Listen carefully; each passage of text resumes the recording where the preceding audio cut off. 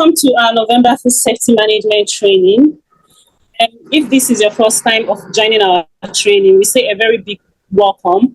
But if this is your second time or you've been joining our training over time, we also say a very big welcome. So before I proceed, I want us to kind of have a little teaser. And the teaser will be, is a question I want you to answer on the chat box.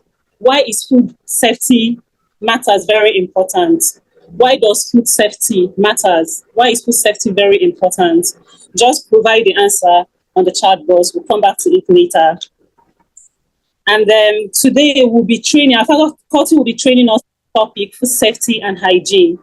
And she will be able to take us through food safety hazards, their types, the safe practices for refrigeration, chilling, and cooling, proper techniques to prevent contamination, personal hygiene, practice for safe handling. She will also take us through some protocols to maintain hygiene in food premises and equipment. And this section is promised to be interactive. It's promised to be very interactive. And she's going to present some case studies to us, and you're free to ask any of your questions.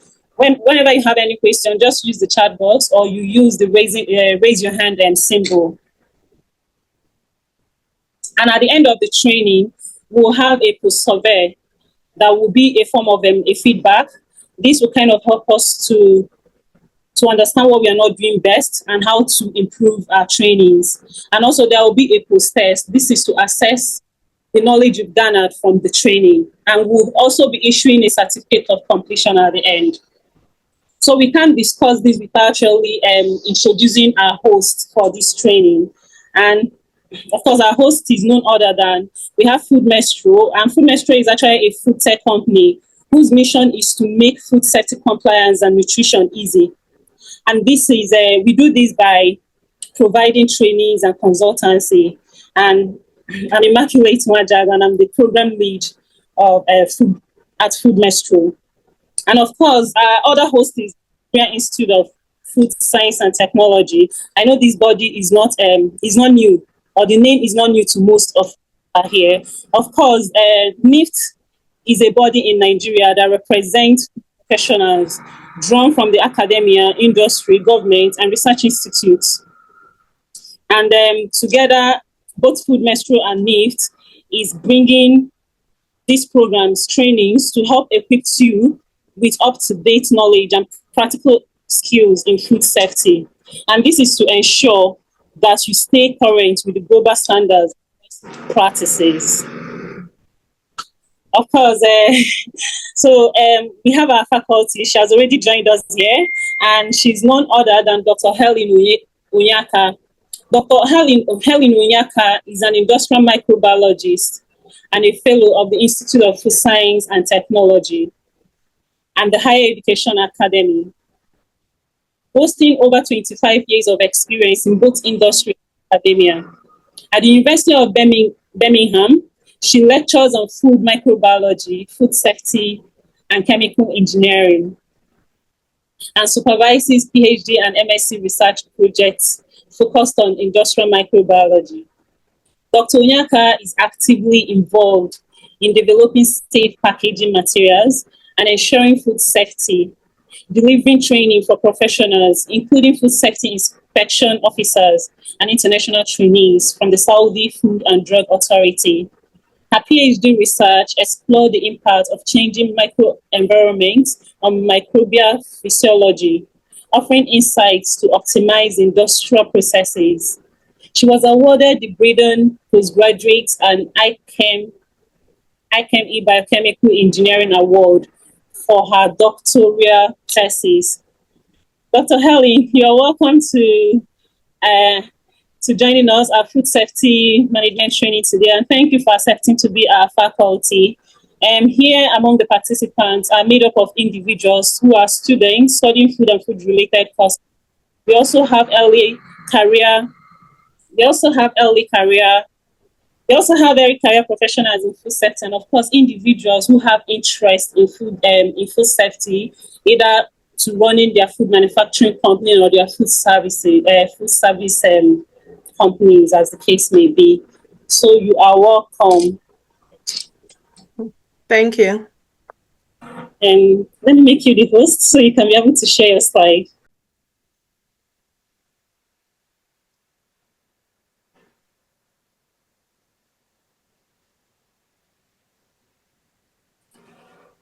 Okay. Can you see my slides, everyone? And can you hear me?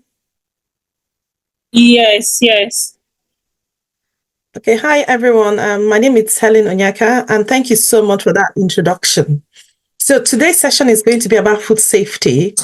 And hopefully at the end of today, you'll be able to understand why it's important that we ensure that food is safe.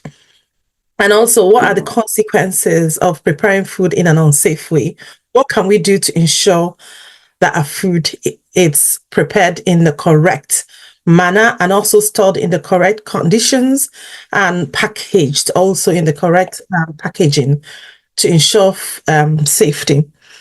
So without much delay, we'll start because quite a lot to get through to unpack. So how many of you like to eat food? You can do your hands up if you want to. Food, I love food. Okay. And you can see the picture I have there about amazing, plantain and rice. So food is very important. It's essential for life. It provides the necessary nutrients for growth, for energy, and overall health. Okay. However, it can also be a source of health problems. Okay. If you consume improper amounts, or if you consume food that has pathogens in it, you have foodborne illness or food poisoning or food intoxication. Overnutrition leads to obesity. So if you eat too much, undernutrition leads to anorexia or bulimia. However, if you're not eating enough vitamins or some of the proteins, you can have issues like kwashiorkor and beriberi, depending on what the insufficiency is. But the thing about food can be a complex mixture of chemicals that can be harmful. For example, cassava contains hydrogen cyanide. So if it's not processed properly, it can be a poison. Potato contains toxic alkaline selenoid, which is a green potato. That one is quite poisonous. Apart from that, food can be a vehicle by which endogenous harmful agents might be ingested. For example, pesticides. If there are pesticides, with that food and you eat it, you get poisoned. Okay, pathogens, which is what we're going to be concentrating today, because pathogens are organisms that are capable of causing disease, like viruses, bacteria, and algae and fungi. Those are pathogens. The ones that can cause disease are considered pathogenic.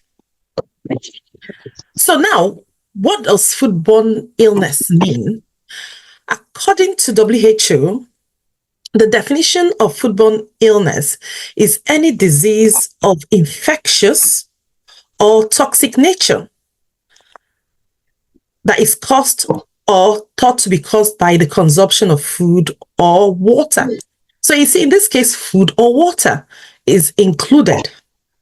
However, it excludes allergies and food intolerances.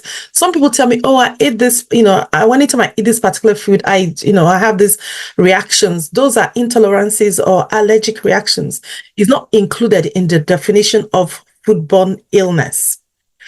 One thing I wanted to stress also that the foodborne illness is a global issue. Okay. And the statistics is quite staggering. It's estimated that 600 million people, almost 1 in 10 worldwide, fall ill after consuming contaminated food.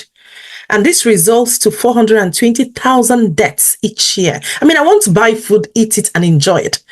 I wouldn't want to buy food and then fall ill. It's very inconveniencing. And some people, that illness, for life. Okay? And it can lead to complications. What even makes it more staggering is children under the age of 5. The burden of the disease is heavy on them. because more than 30% of the overall disease burden, and it leads to approximately 125 deaths each year, according to the WHO data this year. So it's really, the burden of foodborne illness is quite substantial. So it's something that we need to take seriously. And I'm very, very passionate about, I want to go to a restaurant, eat, and then enjoy the food, go home, and not worry. So it's quite important that understanding of how to prepare food properly, what do we need to do, what are the problems, that we can encounter if food is not prepared in the right way. So these statistics, if we were to bring it to Africa, foodborne hazards are responsible for 157,000 deaths and 91 million acute illnesses in Africa each year, mostly affecting the children under the age of 3. So this is really, shocking, and it's something that we really need to take very seriously. So what perplexes me all the time about this is, despite advances in hygiene, consumer knowledge, food treatments and processing, foodborne disease mediated by pathogenic microorganisms or microbial toxins still threaten the public health worldwide. Why do you think this is still a problem? We all understand, how we need to prepare food, even in restaurants, but still there are outbreaks happening in restaurants. There are outbreaks happening in different food institutions, in the prisons. What I want you to think is, why do you think this is an issue? And I want you to put it on the chat. And I'll give you a minute to tell me why you think, in as much as people get trained, it's still a problem worldwide. So if you put your thoughts in the chat, please, and I'll give you a few minutes.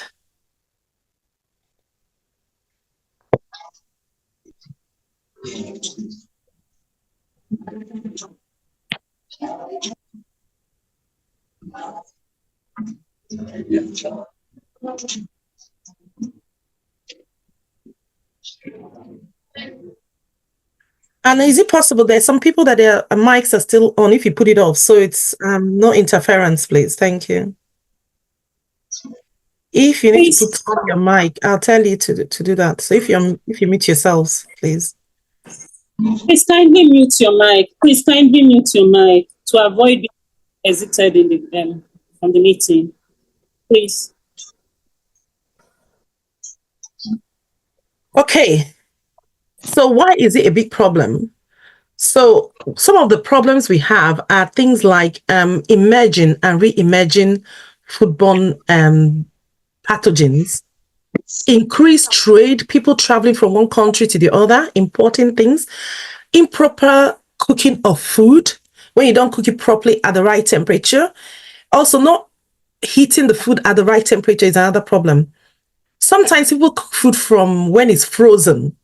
You just get it from the freezer and start cooking it. The problem with that is you might not reach the actual temperature. So if you can read out what people are saying on the chat, I want to see their thoughts. What are they thinking? If you help me read that out. Okay. Okay, this one say Kikilomo said general problem with poor sanitation, which affects water quality, thereby affecting food safety. Rashida said new pathogens and antibiotic resistant bacteria. Fantastic, that's good. Sorry, carry on. Can I? Okay. Achamala said foodborne illnesses. Foodborne illnesses is still a problem because of emerging pathogens, antimicrobial resistance, or food handling errors. Rashida also said supply chain from food production, distribution, and etc. Well, that's really, really good. So keep putting your thoughts there. It would be nice to know what everyone thinks. So some of those are the issues. So there's certain possible causes of foodborne illness, like bacteria. We have E. coli, Escherichia coli, Salmonella, Campylobacter. And then we have fungi, we have viruses like, hepatitis virus. We have norovirus and stuff like that. We have parasites. We have protozoa, algae. But what I wanted to, we have the free preformed toxins like scrotoxins. But what I want to emphasize here is not just the bacteria, you also have chemical contaminants. Some of those chemicals are intrinsic with the food, like I mentioned in the cassava. Some are extrinsic, like the pesticides and stuff like that. Now, what it's really, really interesting, you see, microbes, are very versatile. And I just love to study microorganisms because microbes, you can exploit them. Once you understand them, you can exploit them for the production of food. You can exploit them, like in fermentation, in producing bread, and, for yeast and alcohol beverages and stuff like that. So they're really, really good. So you have the good, the bad, the ugly. So the good is like we can exploit them for the production of food, and we can exploit them also for food preservation. Then we'll have the bad, they can cause disease. Okay? I will have the very ugly ones because they can lead to death. People can eat food. If, for example, Clostridium botulinum produces the most potent toxin ever known to man. And when you eat a food that is contaminated with Clostridium botulinum toxin, you get what is called intoxication, which is like poison immediately. And, and that can lead to death. Okay? The symptoms are quite severe. But one thing about microorganisms that I love them so much is once you understand microorganisms and understand what they need to grow, then you can ensure that you produce your food in a way that precludes those conditions that they require to grow so your food is safe. So what I would like to teach you today, and hopefully you all understand, there are 6 key things that microbes require to grow. So I call it fat Tom. Okay, I'm saying fat Tom not because there's any Tom here that is fat, but it's just an acronym that helps people to remember what microbes require to grow. So the first one is food. Okay, so every microorganism has a requirement. They require certain nutrients to grow. Some of them are quite fastidious in their requirements. They might require a particular vitamin, and if that vitamin is in that food, they'll grow. The other thing is acidity, and I'm going to go through this in detail. The next is time, because with time they multiply. Then you have temperature. They all have the different temperatures where the minimum, the optimum, and the maximum temperature which they will grow. Above the maximum temperature, they will die. Below the minimum temperature, they will not grow. They all vary also in their requirements of oxygen.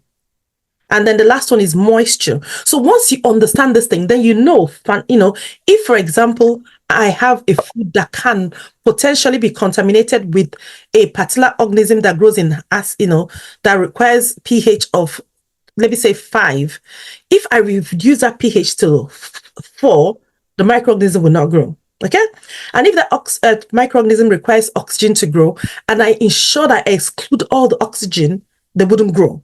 So that's why knowledge is very powerful when it comes to food processing. Once you understand what the microorganisms need to grow, then you can know how to process your food. So to ensure that you take into consideration those factors they require, take it out and they wouldn't grow. So fat Tom, remember that is very important that we appreciate it. So very quickly, I go through fat Tom very quickly. So the next slide is food. They require nutrients to grow. These are commonly found in potentially hazardous food. So there are certain foods that are very, high risk. I call it high risk food. Things like meat, poultry, dairy products, and eggs, because they provide all the, nutrients microorganisms need to grow. They're very high risk. Then we'll have the low risk food. Things like bread and things like cereal and nuts. Those kind of foods don't have high water activity. There's no moisture. So the bacteria will not grow, like biscuits, So these are how you understand. Those are low risk food, rice, for example. But that doesn't mean that spores will not survive. That's another thing altogether. But having the vegetative cells, which is a live microorganism, will not, really be prominent in low risk food. So in terms of pH, pH is a measure of how acidic or alkaline a food is. So just to give an example, lemons is very, very acidic. Okay? And alkaline, like crackers, like cracker, for example, is between pH 7.1 to 14. So, but bacteria like neutral to slightly acidic environment to grow. So that's where they grow best. So imagine if you wanted to preserve a acids. Can someone mute because it's a distraction, please? Thank you. So if you want bacteria to preserve your food, then you can move towards making it more acidic and they wouldn't grow. Time. Okay, so the thing about time is microorganisms, they need sufficient time to grow. For example, E. coli multiplies every 20 minutes. Macoletta, could you mute people, please, if it's possible?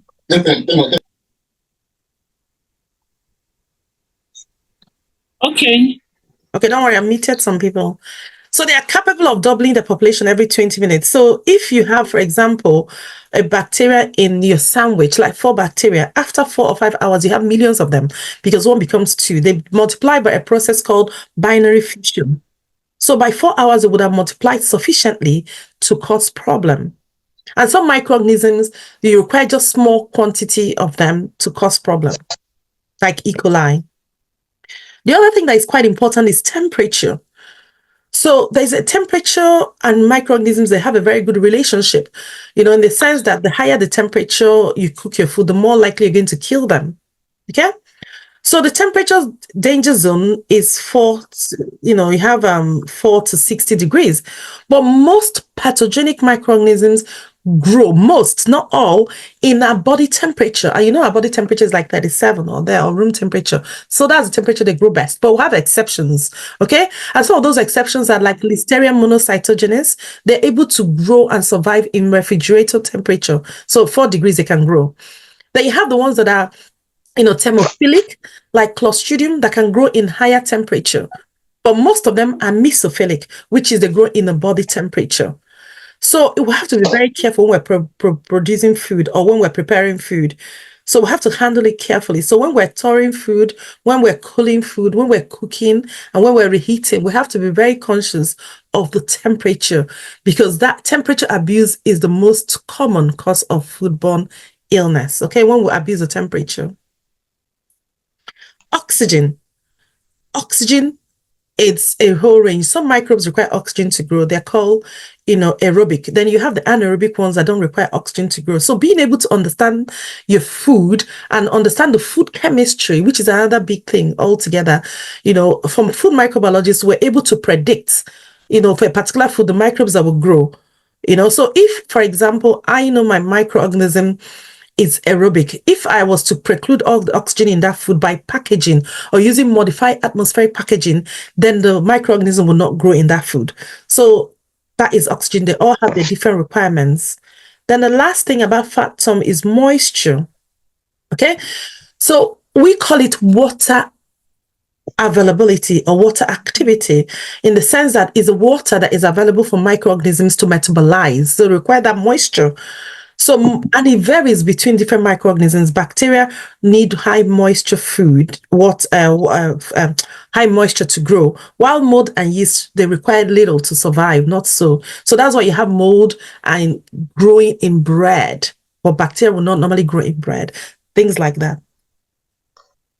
So now, we've talked about just a big intro, a little bit of intro to food microbiology. Imagine, you go to restaurants, you buy food, you eat, and then you fall ill. It costs quite a lot of money, for example, in the UK. But when you talk about the cost of that, there are certain things that are tangible. Then you have the intangible ones. For the tangible, okay, things, money that you use in investigation because you have to go to the hospital, collect a sample, get it analyzed to see what the pathogen that caused it. Then the healthcare, if you end up in hospital, people do end up in hospital, then you loss of productivity. Because if you end up in hospital, that means you don't go to work. That is tangible. That can be quantified in terms of finance. But what bothers me is a tangible one. You cannot put money to pain and suffering, and certainly to death. Because people go to, burials. I've heard of people going to burials and then they have food poisoning, they come back and they die. You can't put money to death. I will have 3 million children under the age of 5 dying. But one other thing is loss of consumer confidence. And what upset me, I'm a Nigerian. When you talk about food poisoning, someone told me, Helen, food poisoning does not affect the African stomach. And that really is not true. People go somewhere, they'll eat, they fall ill, but they don't go back to that restaurant to question, I've eaten here. I'm not sure. Hopefully, with time, we get better. But being able to that traceability and being able to pinpoint, this is what I ate and this is what happened, and having it to be investigated is something that we really need to be very active in doing. So the incidence is so high because it's normally associated with commonplace foods. What I mean is eggs. Everyone likes to eat egg dishes like mayonnaise. You put eggs in salads. Salads are very moist. Poultry, we all eat, chicken. Chicken is quite moist. Red meats and meat, they provide all the nutrients for the microorganism to grow. Fish, salads, vegetables, fruits, dairy products, and also water. These are common things that people consume. So that's why we have incidence of food poisoning, high every time. Also, the other general factors are lack of food safety knowledge, not knowing, and also lack of the knowledge. How do you store food and how can you store it safely? And how do you handle food? How do you cook it to ensure the right temperature? But one thing I like, to be, honest, in Africa, we cook food properly. We cook it and it boils, which is quite good. Sometimes here in the UK, you cook food to a low temperature. For example, fish, because you don't want it to break up.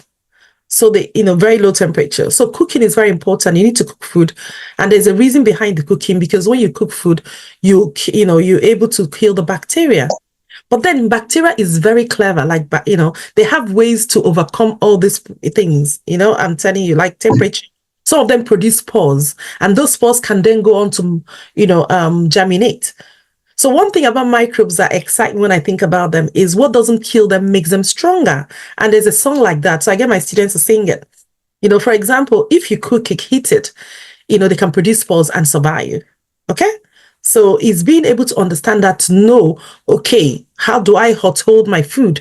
Like in buffets, you have them held in a temperature that the spores can germinate, which is a big problem. So spore formers are a big problem in the food industry. We have two key spore formers. One is Clostridium, family. The other one is Bacillus. And Bacillus is normally found in, a problem in rice, fried rice and stuff like that. So that's why fried rice most of the time goes bad very easily. So another factor, why the incidence is high is lack of hygienic practices. So what do you need to do when you're preparing food? Things like making sure that you tie your hair properly, you hand wash, you clean and disinfect the area, the food contact surfaces, and you use things like different chopping boards, which we're going to go through them. Because you're not going to use the same chopping board you use in preparing dry, food, then you use in preparing chicken or meat, then use to cut bread or stuff like that. It's just being aware of cross-contamination. What does that mean? And how can I prepare my food to ensure that there's no cross-contamination? So what is food safety then? Okay, so we're coming down to food safety. What do you think food safety means? Okay, so food safety, they are practices that preserves the quality of food and prevents contamination and foodborne illness. So it's very important that we appreciate that. So the next question is, what is the importance of ensuring food safety? Number one, it helps prevent foodborne illness, reducing the risk of severe health issues and people dying. Also helps prevent financial losses related to unsafe food, because what happens, the food can be recalled and disposed of, and people can be sued. Also contributes to minimizing waste in food production, because that food is going to get wasted. And it promotes sustainable food production. One thing about, America, my parents live in America, is the food safety culture there. We have dedicated food safety lawyers in America. So I remember going to America to visit my parents, and then we went to a restaurant to eat. Someone told me, Helen, keep your receipt. Don't throw it away for another 1 month. And I was like, why? And the answer was, Helen, because if anything happens, if you go home and you fall ill, you can call a food safety lawyer and they pay you. So you can see the food safety culture there is totally different. In the UK where I live, it's not so. We're not that conscious. We have lawyers, but it's not as, the culture is so different from American. And in Nigeria, we know it's totally different as well because you can eat, from a restaurant.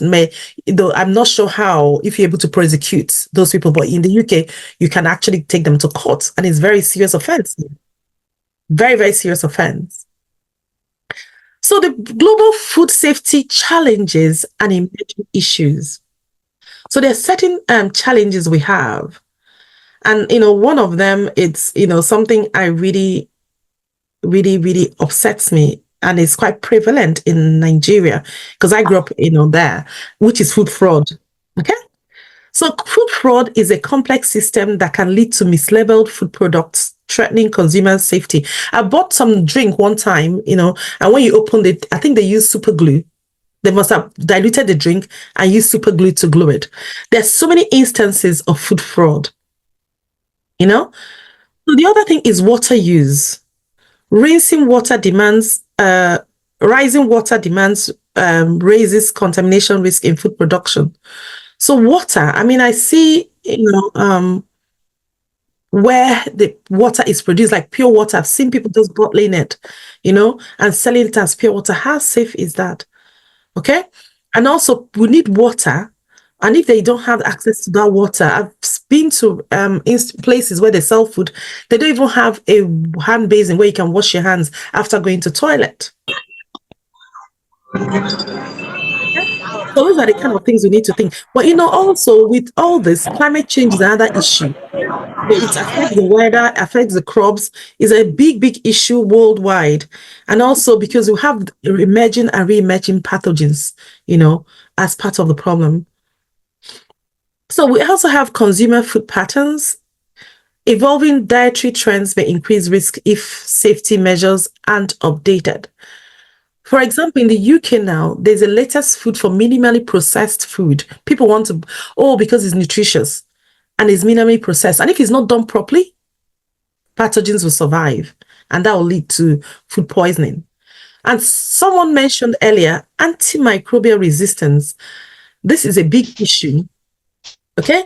Because many people are using antibiotics in their animals, putting it in the feed. And what happens is the bacteria get used to that. So when someone actually falls ill, it's very difficult to treat them with antibiotics because of these antimicrobial resistance pathogens we're having now. And what happens, that they pass it on. When they acquire that gene, it gets passed on. So when antibiotics are used indiscriminately, they can lead to development of those resistant strains. And this is a problem. So that's why we have the One Health approach that recognizes there's interconnectedness between a human, animal, and environment, because it's all linked. So it's very important that we remember that and also implement strategies to reduce the use of antibiotics in agriculture, in farming. It's very important. So foodborne pathogens, we mentioned that already. Then the other thing is supply chain complexity. The long global supply chain raises contamination risks. I remember going for a conference in Germany a few years ago, and I met some Nigerians who were there, and they showed pictures of slaughterhouses and even transportation of meat and the flies that were there. And they were talking about the super bugs they've been able to isolate. Super bugs are bacteria that are antimicrobial resistant. So superbug.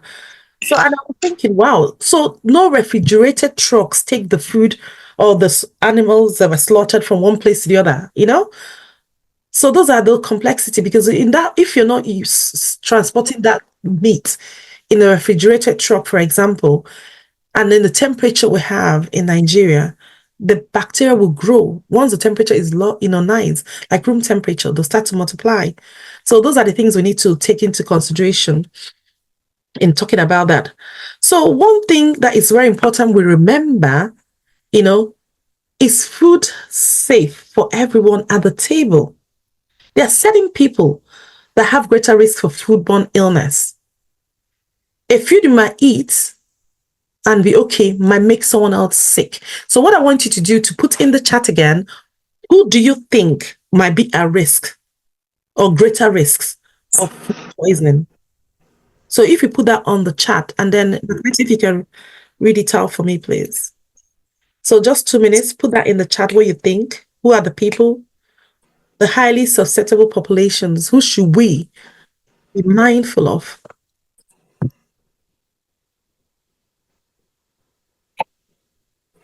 Okay. Simi said older people, pregnant women, and children. Fantastic. That is Children. Menna said the old people. uh-huh. Elijah said the vulnerable groups of people. Yeah. Topa says children, aged people. Julia said aged adults and children. And Dennis said children and old people. Mhm. Oyin Damula said children. Chamala said those with weakened immune system. Fantastic. I was waiting for someone to say that. Yeah. So we've covered everything now. Great. Yeah. So Yeah. now what I want to teach you is another acronym. You know, I've taught you about FATTOM. The next thing I want to teach you is YOPI. These are the highly susceptible population. The young. So someone is still on the background. The young, essentially when talking about Salmonella, Shigella, and E. coli 0157, they're quite susceptible to those pathogens. Then we have the old Salmonella, Shigella, E. coli 0157H7. The pregnant women, Listeria. Could you mute people, please? As yeah, Listeria, Toxoplasma, and hepatitis A virus. Then the immunocompromised, people that are the immune system is weakened. So things like Salmonella and Listeria, they're quite susceptible to those. So we have to be very mindful of people like, this susceptible population when we're producing food, because what you might eat, it might be okay, but there are people that are vulnerable. These are the vulnerable population. So they are greater risk of food poisoning. So don't forget YOPI. I'm going to ask you at the end the acronyms I've taught you. So remember this second one now. So moving on, food safety and public health. Food safety is fundamentally linked to public health, as the consumption of unsafe food can lead to foodborne illnesses, which poses significant health risks. Pathogens such as Salmonella, E. coli, Listeria poses, significant risk. I call them public enemy. I list them in my head. I have public enemy number 1, which is viruses that causes the most common. Then public enemy number 2, Salmonella, then Campylobacter. But Salmonella is gone down now because most of the eggs we have in the UK are vaccinated. So Campylobacter is taking over. Then E. coli, then Listeria. So I just call them public enemies, because it can result to severe, when you eat food that is contaminated with these pathogens, it results to severe health complications and sometimes hospitalization and long-term illnesses, and in certain cases, death. Now, before I move on, just to explain, we have what is called foodborne infection and foodborne intoxication. So there's some pathogens, like I mentioned earlier, that produces preformed toxins, like Clostridium botulinum produces toxins. So you don't need to consume the bacteria. That toxin is already in the food, it's preformed. Staph aureus produces preformed toxins. So they can produce the toxins and die. Even if you cook that food, then the bacteria can die, but that preformed toxins, it's like eating poison. When you eat it instantly, very short incubation period, between minutes to hours, you start to feel ill. And for example, in Clostridium, you can have paralysis, slurred speech, droopy eyelids, things very drastic, respiratory issue. So those are poisons, While foodborne infection, you need to consume the pathogen alive, the vegetative cells. They get into the gut, they multiply sufficiently, and then they cause problem. Okay? So there are 2 types. I just wanted to bring that in so you know. So moving on to the next slide then. How does bacteria enter a food, making it unsafe? So understanding how bacteria can enter food is very important, because microorganisms or bacteria is very ubiquitous. And what that means, they can live anywhere. They can be found on our hands, hair, body, raw food that is not cooked, pests and animals in the air or dust, dirt or food waste. They're everywhere, ubiquitous, you know. So I have my students do this every time they come into the, practical. They do a fingerprint on an agar plate, then they go and wash their hands, they come back again and do it, and they still find pathogens. And it's because people are, hand washing is very important. And if it's not done properly, you still have the pathogens there, there. So raw food, particularly meat, poultry, shellfish, vegetables, they carry pathogens because anything that is even in the soil that is grown, because bacteria is everywhere, ubiquitous. So you have to consider that when you're preparing your food, they're everywhere. No? So that's how they can get into the food. So proper processing, proper washing is key to ensuring that the food is safe everywhere. Now, looking at causes of food poisoning then, food at incorrect temperature, like I mentioned to you before, food poisoning can arise from any with different factors. But the ones that are quite common is how the food is stored and how the food is cooked. Okay? So food at incorrect temperature is very important. So if you keep food outside of a safe temperature, then the bacteria will grow. So under ideal conditions, bacteria can multiply between 5 degrees and 60 degrees. This is a danger zone for food. So what you know in this, if you make sure that your food is kept below 4, like below 5 degrees, like 4 degrees, like in the fridge, bacterial multiplication slows down. But that doesn't mean it does not multiply. Because people think they can keep food in the fridge for a very long time. They start multiplying, keep multiplying, but at a very slow rate. That's why food will still spoil. But when you freeze it, bacteria stops multiplying and becomes dormant.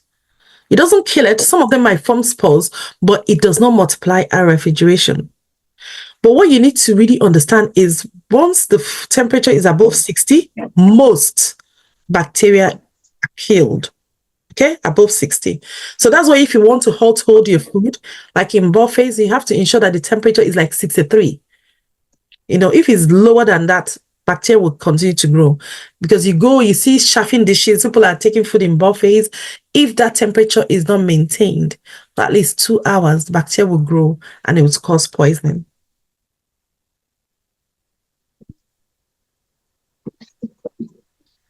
So another problem is cross-contamination is a significant risk factor in food safety because the food can become contaminated with bacteria from other sources, yeah? So don't forget we have bacteria in our hands, utensils, surfaces, equipment, tea towels, raw food, and pests. So if you're not careful when you're preparing the food, you can cross-contaminate. So common examples of cross-contamination like unclean hands, dirty knives, equipments, food contact surfaces, chopping boards, or blood dripping from raw food.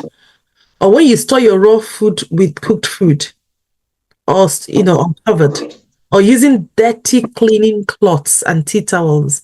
Those are the kind of things that can cross-contaminate food. Okay? Or if you've used a plate to prepare raw food, then use that same plate to prepare the food, without washing it properly. They're going to eat immediately. Those are some of the problems, yeah, that can happen. So you need to cover your food when you store it to reduce exposure to contaminants in the environment, including airborne bacteria. The other thing is unclean food premises. Dirty kitchens increase the risk of cross-contamination from pests and particles of dust and grease. So you have to ensure that the place you're cooking is clean. Because if it's dirty, you have pests coming in there. Also, poor pest control. Common pests found in food premises include rats and mice. I mean, you can see that bread there, that is a pest is lodged in. Cockroaches as well. This pest can carry food poisoning bacteria and may also cause physical contamination of food with their droppings, like egg, fur, and dead bodies. I mean, I wouldn't want to eat food that has cockroach in it. or the waste from rats and mites is really not good. So it's very important that we understand that cleaning the premises, ensuring you don't have debris or food litters on the floor because that will attract mice. Now, the other thing that is quite important is poor personal hygiene. Okay? Examples of poor personal hygiene include things like dirty hands, clothing, if you don't cover cuts and wounds. Okay? There was an outbreak that happened in the United Kingdom many years ago. And what happened is there was a demonstration going on in Birmingham, the city where I live. So during that demonstration, the police were drafted in to come and manage the demonstrators. So the Birmingham City Council now told a shop to supply all the sandwiches for the policemen. So what happened was the lady, had a cut in her hand. She didn't cover it very well. She went on to prepare sandwiches the night before. Now, one of the most, I love Staphylococcus aureus. It produces a variety of, problems, both in food and normally. I mean, but Staph aureus, you can find them in pimples, in cabicles, in wounds. They're everywhere. They're considered opportunistic pathogens. The thing about Staph aureus is if you prepare a food that does not require reheating again, and then you contaminate it with your hands or, they can now produce toxins, and they produce enterotoxins, different types of them, that can cause a variety of illnesses. But my most favorite one is there's one of the toxins it produces that can literally take away the top layer of your skin. I call it exfoliating toxin. I just joke about it, but it can literally take away the top layer of your skin. So what happened is, and it causes intoxication. So these policemen ate the sandwiches. The next minute they're running around, throwing up, going to the toilet. And it looked like, what is happening? Who has targeted all the policemen? And it's because of this Staph aureus that was in this lady. So when they traced it back, they found out that she had a wound. She didn't cover the wound properly and prepared all the sandwiches, contaminated it, and then it had lots of toxins formed from the Staph aureus. Yeah, enterotoxins is called. So covering the wounds is very, very important because, it was really horrible that day. They shut down the station. There was panic everywhere. They thought it was terrorist attack, and it wasn't. The terrorists were just Staph aureus. Okay, so they traced it back. So other things are like dirty fingernails, excessive jewelry on the hand and wrists because they can touch the food, coughing and sneezing over food. Most microbes, some of them are airborne. So coughing and sneezing, of course, you contaminate the food. Handling food while ill, it's quite dangerous, okay? And not washing hands after going to the toilet. So imagine if you had a food premises that don't even have a hand washing station. So what happens then when you do number one or when you do number two? You just carry on preparing the food. That is really not, good. It's not good enough. And then there's something else about poor personal hygiene. Who can tell me? There's something I've not covered here. What else have I not covered? Do you want to put it on the chat?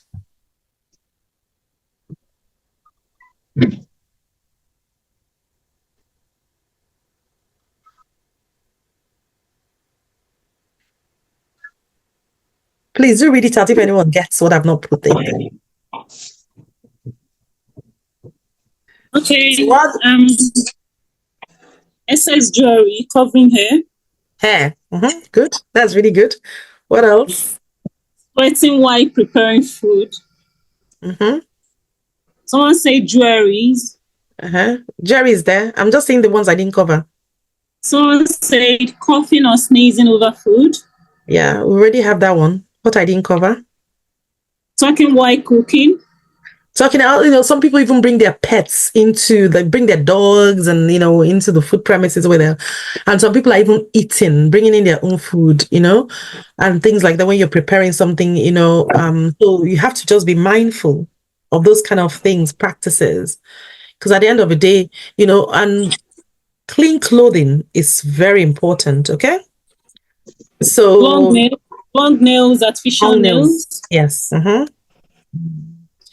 So These are things we need to understand because when you implement, cutting away this kind of practices, then you ensure the food is produced safe. Yeah.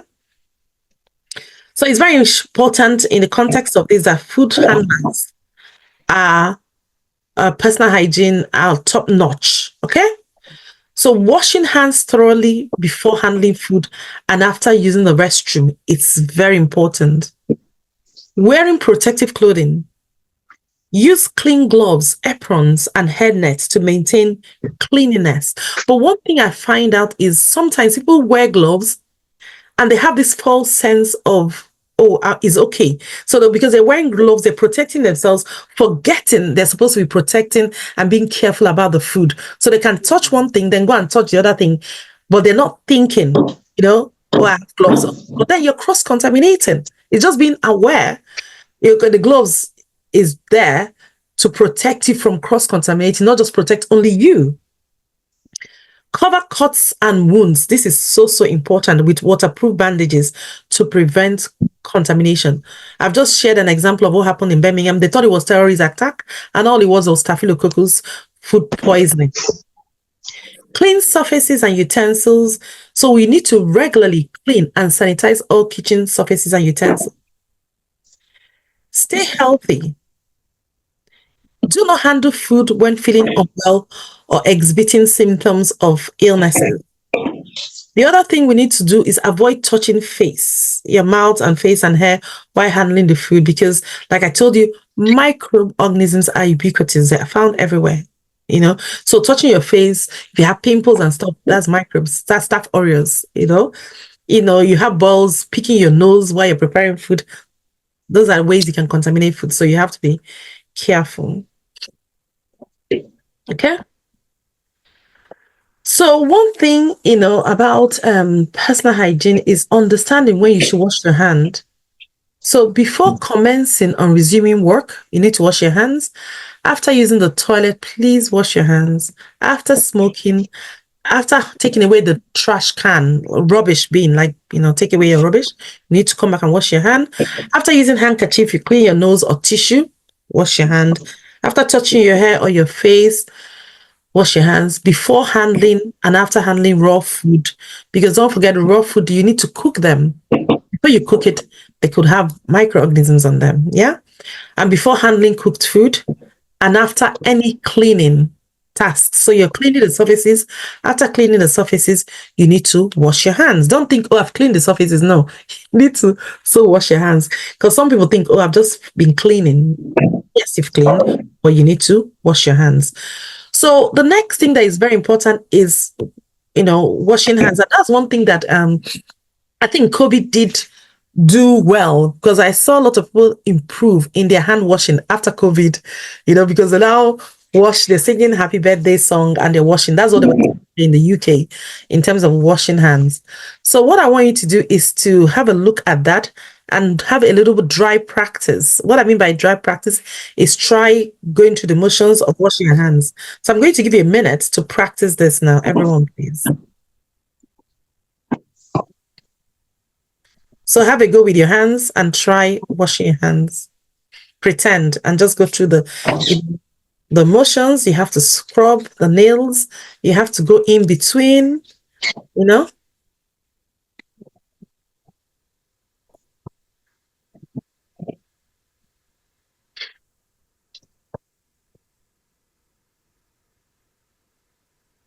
So I'll just talk you through some of the steps. So the first thing, you wet your hands, okay? Wet it, then apply the soap. The process of hand washing begins first step, which is wet your hands thoroughly. Yeah. This is essential to wash away the visible debts on the surface of your hands. Use a good amount of soap and then wash it. Then you rub your palms together. So when you rub your palms together, it foams, it lathers. So the foam, make sure it completely covers your palm. Okay, rub it together in a circular motion like I'm doing. Fantastic. Yeah, I can like that. I can see someone doing that. Yeah. So then the next thing is you need to rub the back of your hands. Okay. So you rub the back of your hands, because you need to get rid of the germs and the dirt. But you realize the back of the hands contains quite a lot of germs and bacteria. So it's often neglected. People forget to wash the back of their hands. So wash the back of your hands, use the lather, wash it, then rub the back of the fingers. Okay, you rub the back of your fingers and rub, because that's very important when the fingers do that. So then you rub and clean the thumb. Okay, rub and clean your thumb. Once you've done all these things, then you can then rinse your hands. So try rinsing your hands. They rinse it under the water. And then after rinsing, what do? You dry it. Okay? You have to dry it with a dry hand towel, or a light, disposable tissue. Okay? Because what happens is, I go to some places and they have towels. Everyone washes their hand, cleans on the towel. Everyone comes. So I prefer to use disposable tissue, because that's easier. You throw it away, because that hand towels, most of the time people don't wash it. So you can imagine all the dirt and bacteria getting in there. So disposable tissue is what I prefer to use. So we're going to have a bit of true or false, and I encourage everyone to write your answers in the chat now. Let's see what you've learned. So we have 8 questions. So I'm going to give you a few minutes to do true or false and put your answers there. You should always wash your hand before eating. True. It is safe.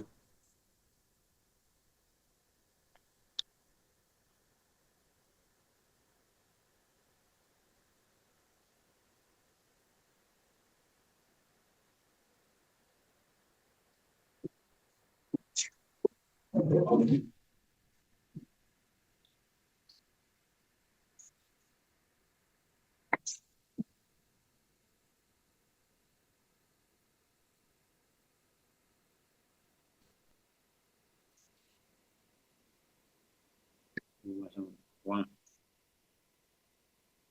two. What is all this?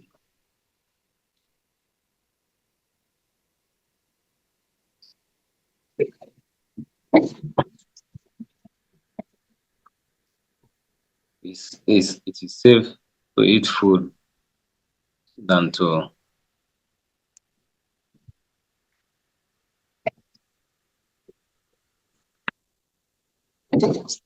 wash.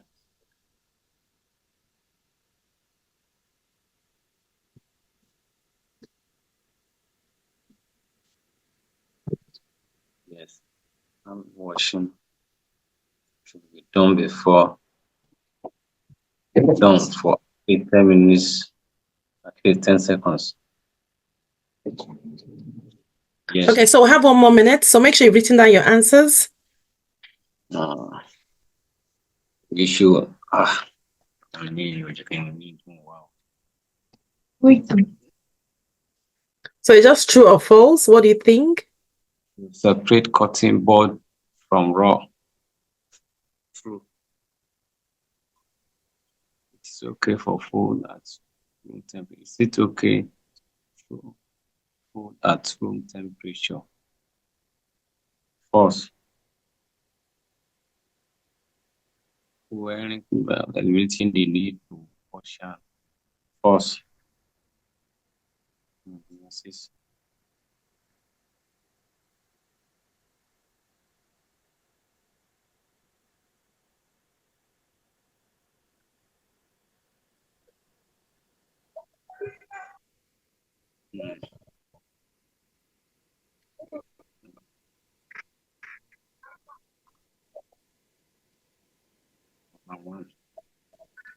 Okay.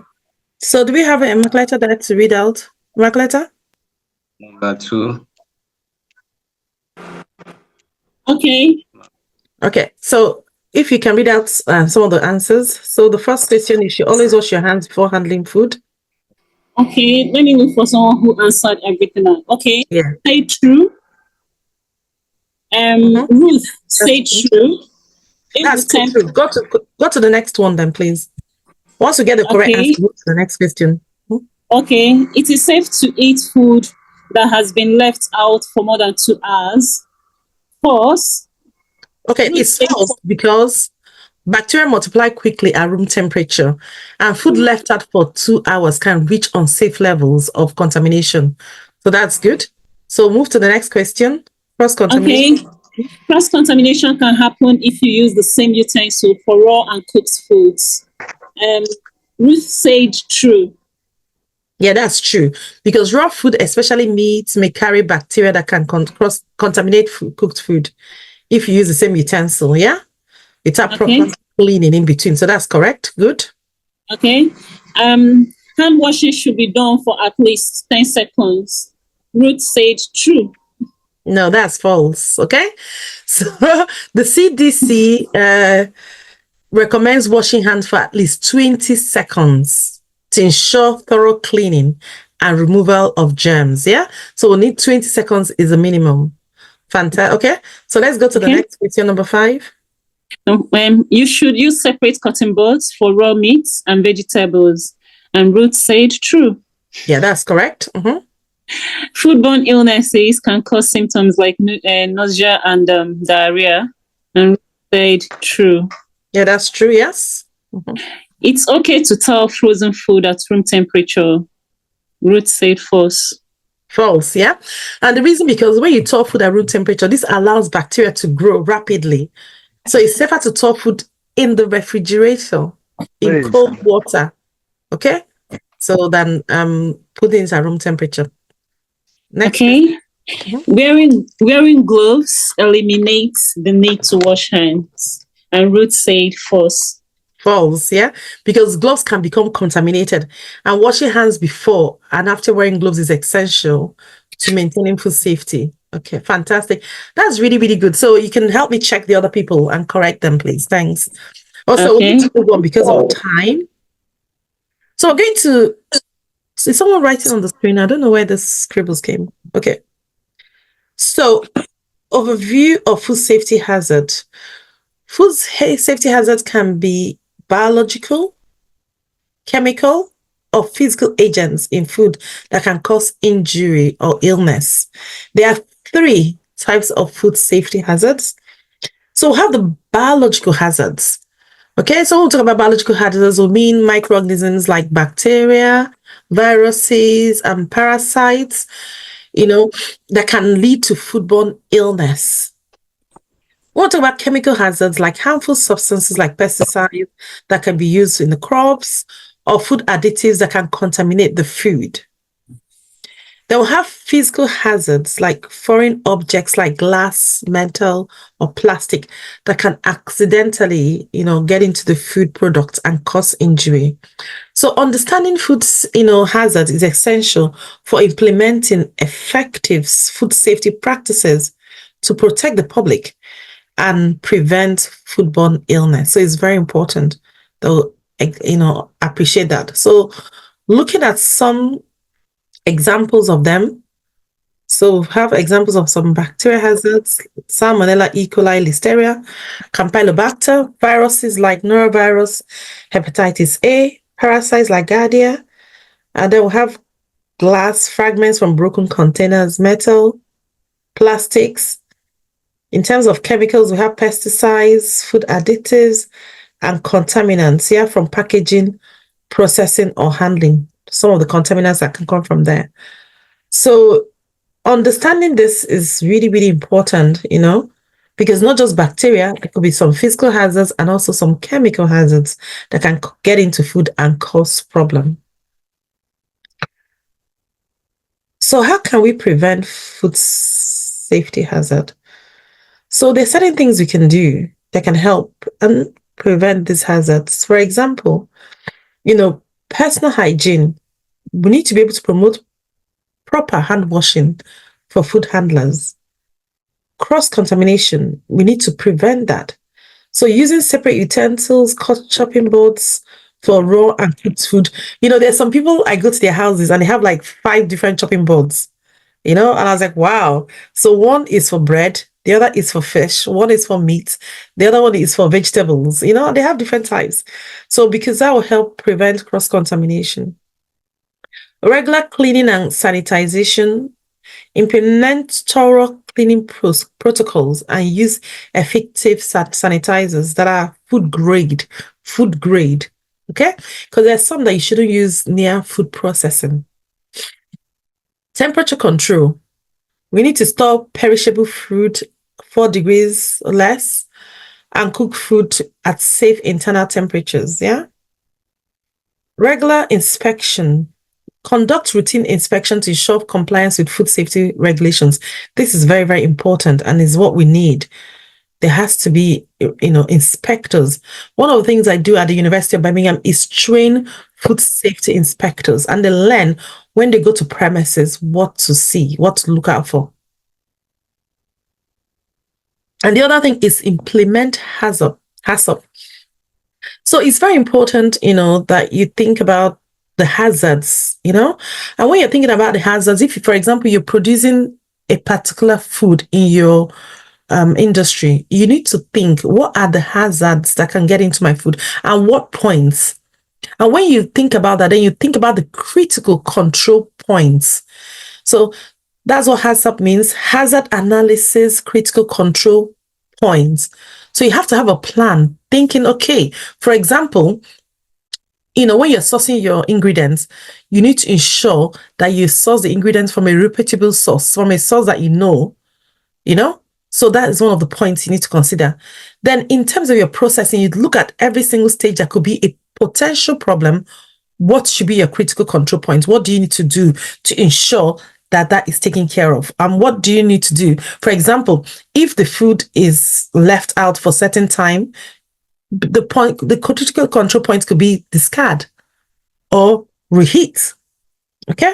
If not, the potential to cause problems. So having a good understanding of HACCP analysis is very important if you're going into food production.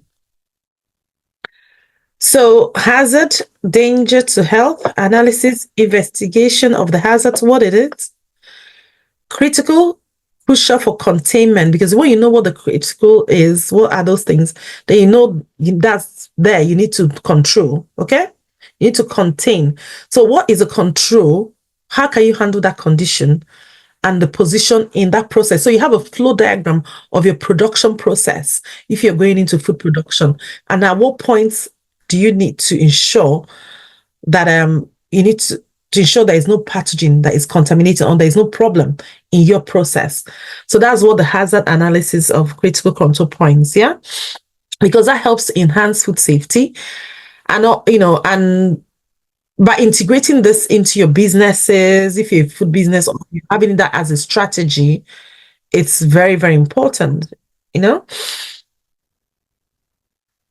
So, and when we talk about hazard, for example, we're referring to the biological. Is it chemical?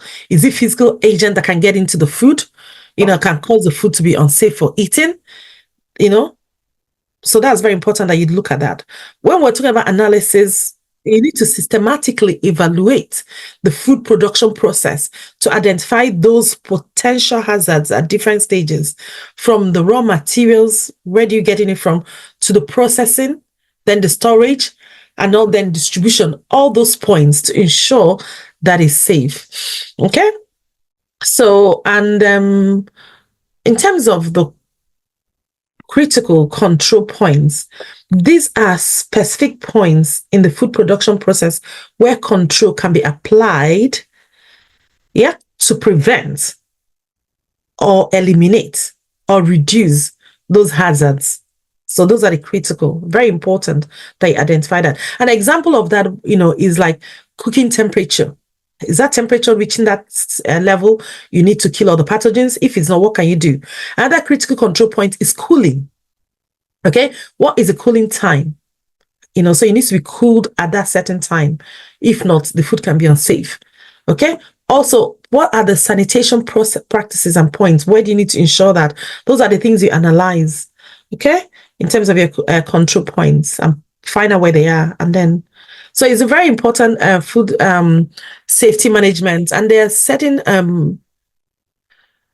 certain manuals and forms that are available to businesses in the UK. I think they're available freely that you can use to design your own HACCP analysis. Yeah, it's widely recognized and is available. So if you needed one of those, you can link it up and I can send it to you. I think they have packs. So one thing about that is very, very important in food safety, temperature control. because most of the things that cause problems is abuse of temperature, like I mentioned. Yeah. So it's very a critical component of food safety because it can impact the food quality and safety as well. Like I told you, the latest thing now, people want to eat minimally processed food because they're thinking about, okay, I want to ensure their nutrients are there. But then what of safety? Okay. So maintaining appropriate temperature throughout food storage, preparation, and stuff like that is quite important. So, and proper temperature control management preserves food freshness and prevents foodborne illness. So it's very important to reduce the risk of foodborne illness when you have effective temperature management, because you need to protect your customers. But the thing about microorganisms is, and one thing I find very fascinating about them is not a matter of one size fits all. Different microorganisms have different temperatures. You know, they have the minimum temperature at which they will grow, the maximum and the optimum, just like even pH requirements. So that's why it's very important if you're producing any food that you do understand the food processing, you understand the food chemistry, and also you understand the microorganisms that are most likely going to contaminate that food. That is what happens during hazard analysis when you're talking about what are the hazards that can. So you need to have a good understanding of food chemistry and the pathogens that can effectively contaminate that food. So it's very important, yeah? So in terms of temperature and bacteria control, they have a very good relationship, amazing relationship. So because the higher the temperature, the more pathogens you're going to kill, you know? So temperature significantly influences bacterial growth. Most bacteria multiply rapidly within the danger zone, 4 degrees to 60 degrees. Like I told you earlier, there are exceptions to this, okay? But that is the common temperature. So pathogens like Salmonella and E. coli, they thrive in this range and they can, cause problems. E. coli, you need very few numbers. Salmonella, they need to multiply quite a lot in the gut to cause problem. So controlling temperature effectively reduces foodborne risks by eliminating bacterial growth and ensuring food safety. Because I told you, those 6 factors, and we talked about fat storm at the beginning. So one of them was temperature. If the temperature is right, they multiply and multiply. So being able to understand the danger zone and also the temperatures that, that will not allow the bacteria to grow. For example, refrigeration slows down the growth. Freezer temperature stops them from growing. Okay? So, but they become dormant in that. So hot holding temperature for cooked food is like 63 degrees centigrade. Okay? There are certain temperatures you can reheat for different types of food. Is very important. And then one thing that is quite important is being able to measure the internal temperature of the food, because you need to get to the food to that right temperature. At the beginning, I mentioned cooking food from frozen. Many people do that. They just get the food. So the danger of cooking food from frozen where you don't thaw it properly is you might still have some places that are still cold. And then if you have a spore former there, when they get that temperature and then you stop cooking the food, they multiply. Okay? So we have to be very careful about temperature. So I've gone through this before. So freezing temperature, refrigeration temperature, and cooking temperature. So for the cooking temperature, the temperature to reach 6 log reduction for E. coli, for example, on most vegetative cells is 70 degrees centigrade for 2 minutes. Then you get to 6 log reductions, when you cook, so that's a minimum. But, quite a lot of food, when we cook it in Africa, you boil it, so which is good. So, yeah. One other thing that's quite important in terms of safe handling of food is cold chain management. Cold chain management is a systemic approach to preserving the safety and the quality of perishable food by maintaining consistent low temperatures from production to consumption. This process is very important to prevent bacterial growth and reducing spoilage and ensuring that food remains safe and fresh. So it's very, very important. So the key components of cold chain management are duration and cold holding. Keep food consistently below 4 degrees to prevent bacteria from growing. Okay? So because at that 4 degrees, the bacterial growth slows down. So this includes having a storage facility in grocery store, display, food services holding units, where precise temperature is important and essential. So we need to ensure that bacteria does not get into that danger zone, which is above 40 degrees Fahrenheit to 140. So refrigeration and cold holding.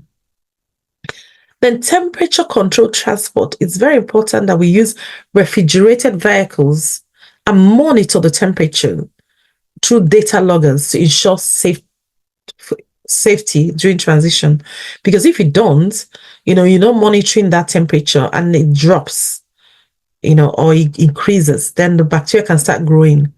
So in quite a few refrigerated trucks in the UK, they have the data loggers that monitors the temperature and gives you real time of temperature during the process of transportation. And also the other thing that is quite important is to ensure that you minimize the transit time. Yeah. Because perishable food, like the word says, perishable. So we need to ensure that it gets to time, no too many delays. The other thing is proper packaging. Insulated, moisture-resistant packaging protects food from contamination and also helps to ensure temperature is not fluctuating. Very important, yeah?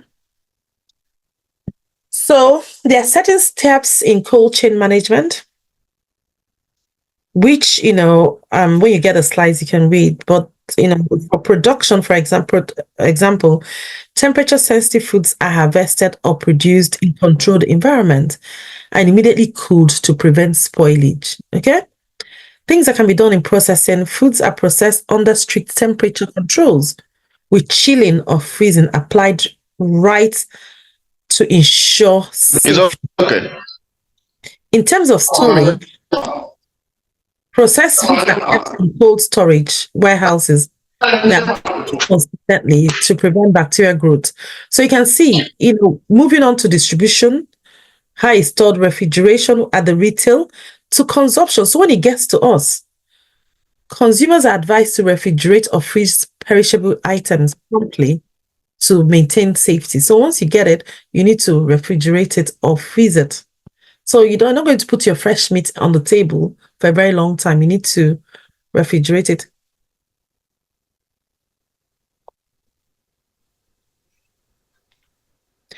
Best practices for refrigeration, chilling, and cold holding. So these are just some examples of things that can be done, okay, to ensure refrigeration, chilling, and cold holding. For example, maintain appropriate temperature. Keep refrigerators at or below 4 degrees centigrade and freezers at -18. I mean, I've been to certain places that I've seen temperature of a fridge. You go and check the temperature, it's like 5. Refrigeration temperature should be 4. You need to be able to monitor it to ensure that it's the same temperature. One other thing that is quite important is implement, it's called first in, first out. Is a method to ensure older stocks is used before newer stocks, reducing the risk of spoilage. The other thing is regular maintenance. Conduct routine inspection and maintenance of refrigeration equipment to ensure optimal performance and prevent breakdowns. Because like I told you, some fridges, when they're inspected, it's not even 4 degrees. It's not even maintained very well. It's not functioning properly. The other thing is rapid chilling, using shallow containers to cool cooked food quickly and effectively. Yeah. Alternatively, ice baths or blast chiller to bring the temperature down rapidly. The thing about cooking food in very large quantities, you see, and the time it takes to cool down is quite long. I remember doing an experiment in the lab. We cooked a pot of rice and we were measuring how long it takes to get it to room temperature. We're surprised. It took hours. So, but one way, imagine if you cooked a massive big pot of rice, to rapidly cool it is to put it in smaller containers. So it will cool faster. The other thing is important is to monitor temperature. So you need to use reliable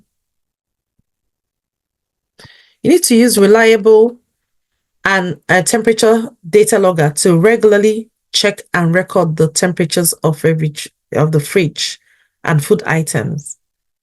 The other one is organized storage. Store food in an organized manner to allow proper air circulation, prevent hotspots, and ensure consistent cooling. Very, very important that is organized. Yeah. So moving on from that.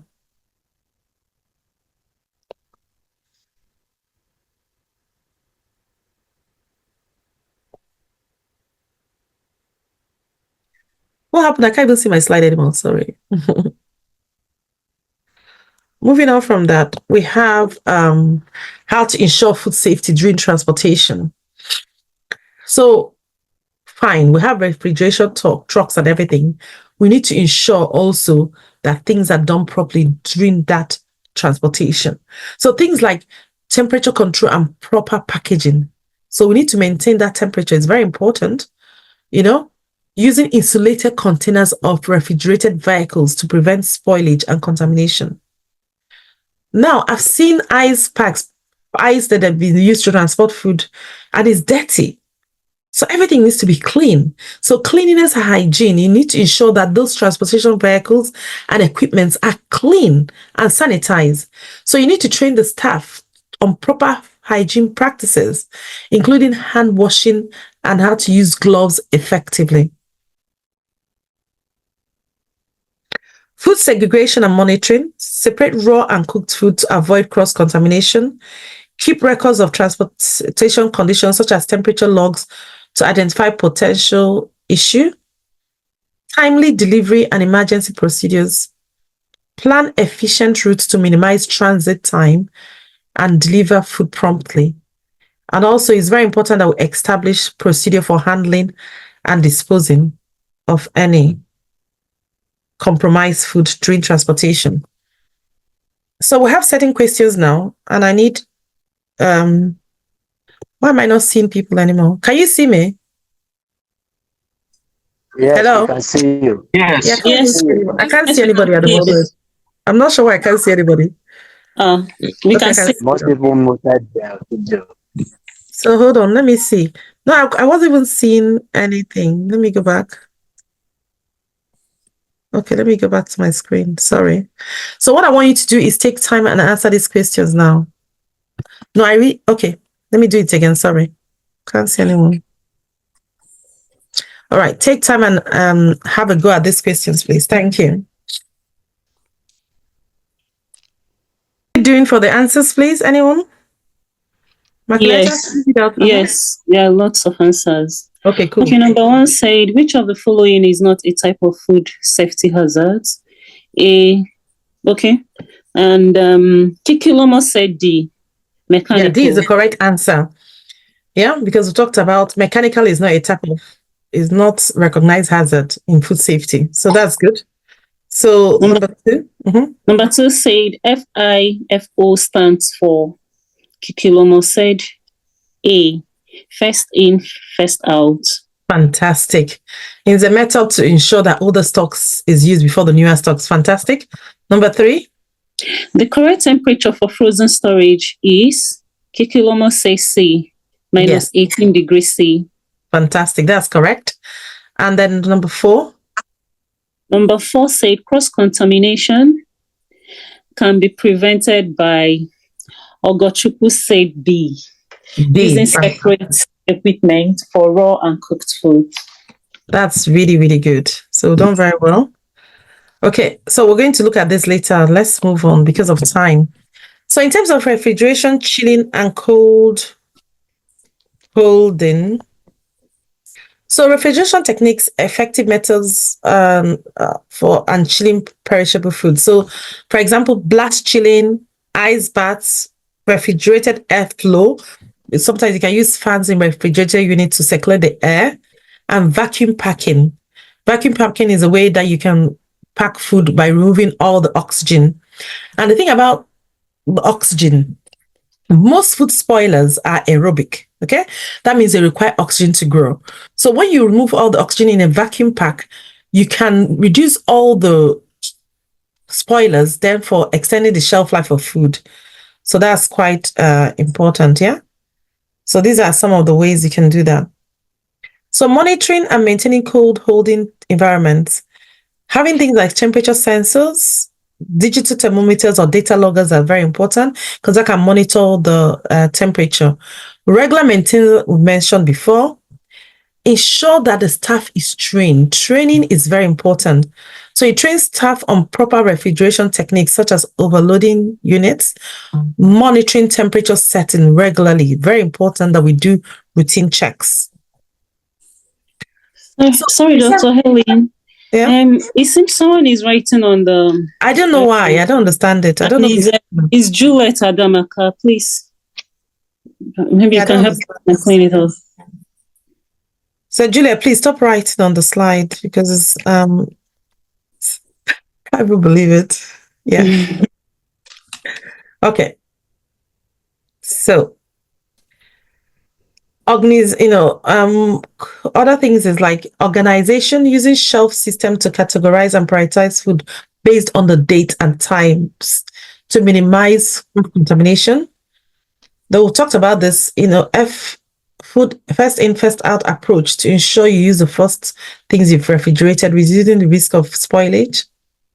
One other thing we've not really talked about, labeling. Labeling is so important that you label the food clearly with what is content, the storage date. Yeah, it's very important. So that helps you to track and reduce the likelihood of contamination. What is so important also is separation. So you need to separate raw and cooked food, to prevent cross-contamination, and also using different shelves or containers. That will help. So these are the kind of things we can implement to ensure food is safe. The other thing also is cooking, hot holding, and reheating. Like I told you, most of the foodborne outbreaks happen due to temperature abuse. So let's look at that.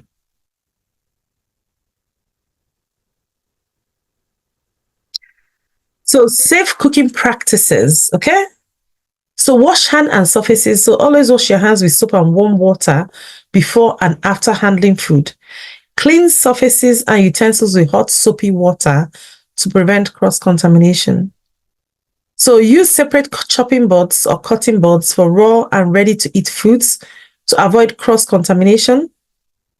Refrigerate perishable foods within 2 hours, keeping the refrigeration at 4 degrees centigrade or below. The other thing is to cook food thoroughly. It's so important that we cook it very well. To ensure that food is cooked thoroughly to an internal temperature of 75 degrees centigrade for chicken and 71 degrees centigrade for things like, ground meats. And these temperatures are very important. Like I told you, you need to reduce the pathogens to a safe level and eliminate it. The other thing is thaw and prepare food safely. So thaw frozen food in the refrigerator. Don't thaw it on the room temperature in the chilling. You're going to work, you bring out your chicken, put it in the, no, that's wrong. You need to put it in the fridge from the freezer, okay? Or put it in cold water on a microwave if you're in a hurry. Avoid leaving food out at room temperature and be mindful of expiry dates and allergens when you're preparing food.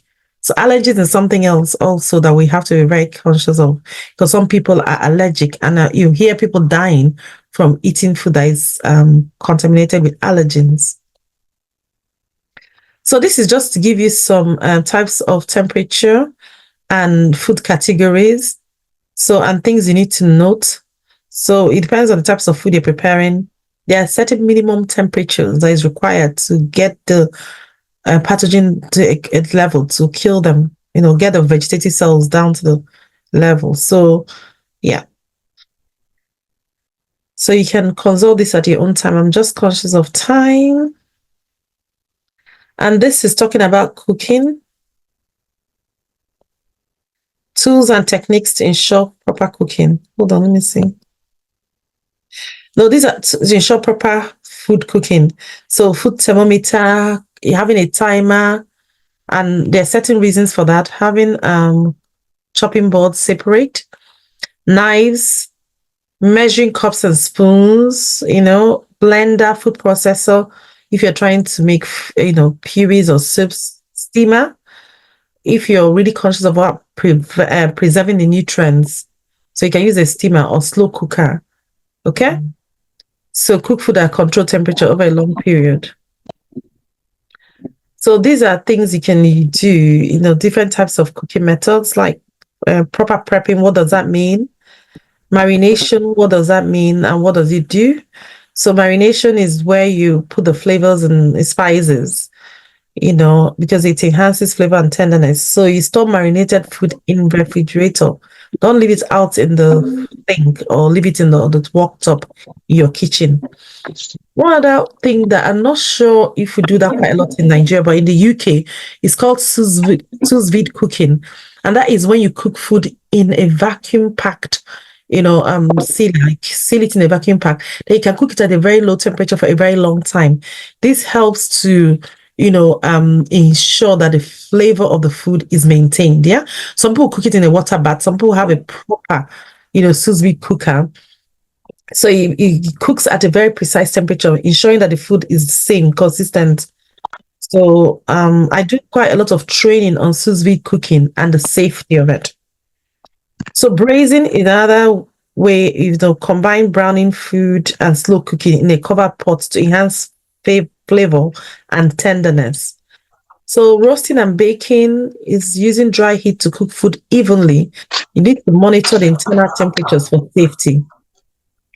So you have blanching, which is briefly boiling food, then soaking it in ice water to maintain color, texture, and nutrients. I do that quite a lot.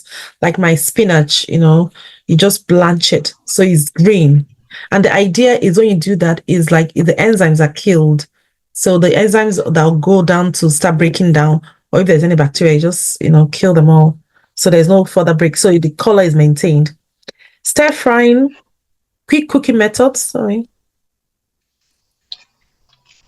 quick cooking method over high heat that retains nutrients and flavors. Often use minimal oil. Boiling, cooking food in water or broth, so high temperature. You get it to boiling like 100 degrees centigrade or more to ensure thorough cooking. So I know that most of the food in Nigeria, people boil it, to a temperature that it's really cooked, which is quite good. So moving on then, is this talking about,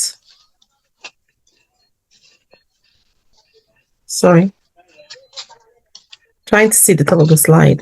This is all about best practices. Best practices for reheating cooked food safely. Now, this is very, very important, okay? Temperature guidelines. Reheat cooked food at least 75 degrees centigrade for vacuum sealed, ready to eat foods like ham. You need to heat it to 50 degrees centigrade. Yeah. But if it's sauces like soup, stews, make sure you boil it. Stove top. Heat food in a pan until it reaches 74 degrees centigrade using a food thermometer for accuracy. When you want to put food in oven, you need to preheat the oven to no lower than 163 degrees centigrade. Then check that the internal temperature of the food reaches 165 degrees Fahrenheit, which is 74 degrees centigrade. Very important. In terms of microwaves, you need to stir, cover, and rotate food for even heating, allowing standing time after heating to ensure it reaches 74 degrees centigrade throughout. Okay? So, but when you want to reheat food, please do not use slow cookers or steam, tables for reheating. Because if you do that, what happens? The spore formers will germinate and then produce spore, when they produce the bacteria, and the bacteria will start multiplying and then cause problem. So using slow cooker for reheating is not good. So these are the other ways you can reheat food. So let's look at food handling best practices. So food handling is essential for ensuring food safety and preventing foodborne illness. Yeah. So proper hygiene practices help maintain a safe environment in both professional and also in our home kitchens. Effective prevention of cross-contamination, I keep saying this, is very important when handling raw and cooked food. So you need to thoroughly sanitize food contact surfaces because you want to eliminate the harmful bacteria. One thing that is very important is understanding and implementing best practices in food handling minimizes the contamination risks. Looking at basic principles for food hygiene, these are 5 key things I love so much, and I teach this quite a lot. So keep clean, separate raw and cooked food, cook thoroughly, store food properly, and use safe water. This is the basic principle of food hygiene. So if nothing, I'd like you all to remember, keep clean, separate raw and cooked food, cook the food thoroughly to ensure the food reaches a proper internal temperature to kill the bacteria. You need to store food properly, knowing refrigeration temperature and also the frozen temperature. Then use safe water because the water needs to be clean for cooking, washing, and ensure raw ingredients are fresh and safe. So these are the basics of food hygiene I'd like everyone to try and remember today. So in terms of sanitizing equipment and surfaces, there are differences, have cleaning versus sanitization. Clean surfaces with soap and water to remove dirt, and then sanitize using chemical sanitizer or hot water to kill bacteria. We also have what is called the proper cleaning process. So there are 3-step process. Wash with soap and water, rinse to remove the residues, sanitize and allow the surface to air dry. Those are the 3-step processes for proper cleaning process, yeah? The other thing is key tools and sanitizers. Use sponges, scrub brushes, and cloths for cleaning, along with other sanitizers like chlorine bleach solutions or ammonia compounds to sanitize. Then other thing you need to do in terms of equipment is maintenance of the tools. You need to regularly clean and sanitize all the equipment you're using and tools to prevent cross-contamination. Because if it's not done properly, then you can have bacteria still getting into the food. Okay. We've talked about personal hygiene so much. It's so important because it reduces contamination risks, promotes food safety. Personal hygiene not only does that, but it builds consumer confidence and enhances food quality. It also supports compliance with food safety regulators, because if they were to come and inspect, it's nice to ensure that the food people that are handling food are compliant in terms of personal hygiene. And it reduces illness among staff and consumers. So it's very important that we comply to these regulations in terms of personal hygiene. Moving on then, there are certain principles of safe food storage and food storage techniques. So food preservation such as refrigeration, freezing, canning, dehydration, pickling, vacuum packing, play crucial roles in extending shelf life of food, okay, and maintaining food safety. Because what happens is, for example, when we can food, we're sealing them in jars and heating them to kill microorganisms. So we're creating a vacuum. So when you can food, there's something you will refer to as botulinum cook. When it's vacuum packed and you heat it, you get to a temperature that you kill everything, including Clostridium that is anaerobic, that is normally found in canned food. But if that canning process is not done very well, you see what is called bulging in the can, and that's when you have microorganisms growing and producing gas, and eventually that can will burst open. But if it's done safely, it's amazing. So the other principle is freezing, storing food at frozen temperature or lower, because this will stop microorganisms from growing, even enzymes from breaking down the food and causing spoilage. When you refrigerate food, you are keeping it at a temperature of between 0 to 4 degrees centigrade. This slows down the growth of bacteria. But don't forget, at the beginning I mentioned there's one pathogen which is an exception, Listeria, that grows at refrigeration temperature. It's okay, survives it. Now, the thing about microorganisms, you see, because we know about fat Tom, remember fat Tom? We know one of the things about microorganisms, they like to grow in neutral pH, around, from 4 to 7, that area did. So we can use that knowledge in preservation of food.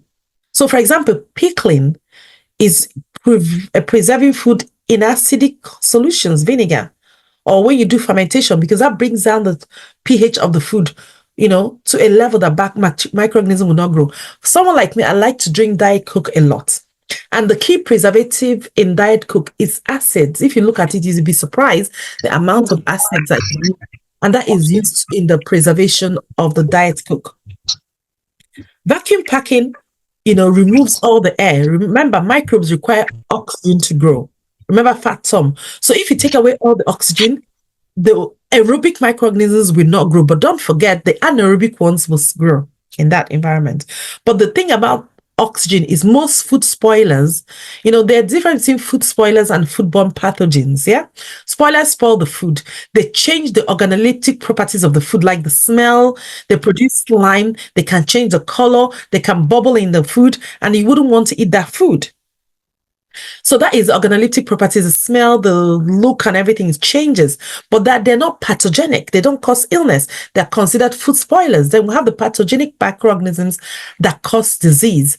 So now these food spoilers, most of them are aerobic. So when you vacuum pack food, take away all the oxygen, the food can last longer. The shelf life is extended because those common spoilers would not be able to grow in that food.